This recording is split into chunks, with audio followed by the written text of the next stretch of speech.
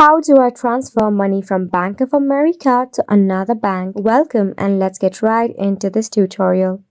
Starting off, launch a browser and search for Bank of America or tap open your Bank of America application.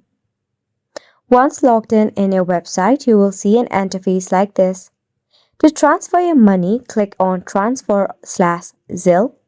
Then select on between or someone or another account than your BOA account. Just tap on any. Then tap on Make Transfer.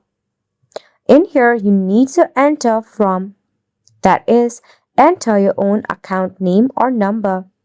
Then add a recipient or account, which can be external as well. Enter the amount, frequency, and description. This is the important step. Make sure you do not mistake on it. Once you have checked out for all of the detail, you can click on the transfer button to transfer money from your Bank of America to another bank.